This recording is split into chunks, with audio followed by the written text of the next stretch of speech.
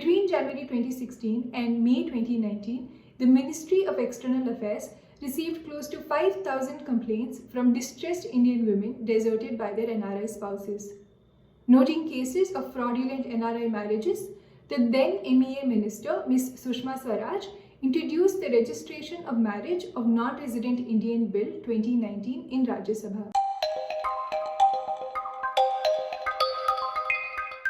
Hi, my name is Mridula. In this video, we'll discuss the provisions of the bill and some issues for consideration.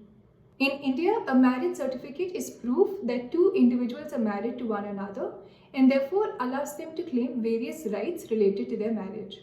When a marriage is not registered, it becomes difficult to prove their validity. Today, all Indian states have specific laws making it compulsory to register marriages that are solemnized within the state. However, when it comes to NRIs, there is no such legislation. The Committee on Empowerment of Women and Law Commission of India have recommended that registration of marriage for NRIs be made compulsory.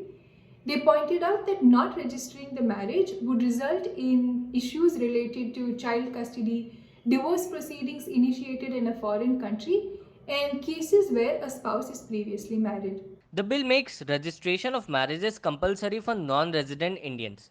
An NRI marrying a citizen of India or another non-resident in India or outside must register their marriage within 30 days. The bill amends the 1967 Passport Acts to empower the Passport Authority to impound the passport of those NRIs who fail to register their marriages within 30 days. This could have serious consequences such as deportation or losing the job abroad.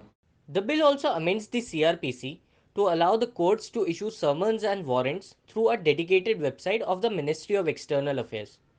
This summon would serve as a proof against the person, and a failure to appear before a court can lead to an arrest warrant. The bill does not provide time extension to the NRIs in case they are unable to register their marriage within 30 days.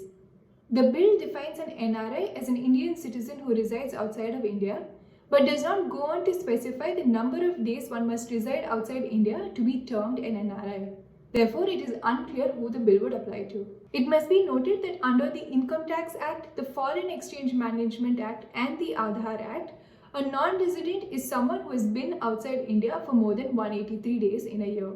The provision under the CRPC for uploading summons and warrants on a website is not limited to marriage registration. It applies to all matters under the CRPC and can be used for offences such as theft, embezzlement, domestic violence, and traffic violations. It is unclear why this provision is part of the current bill. A full summary of the bill is available in the description box.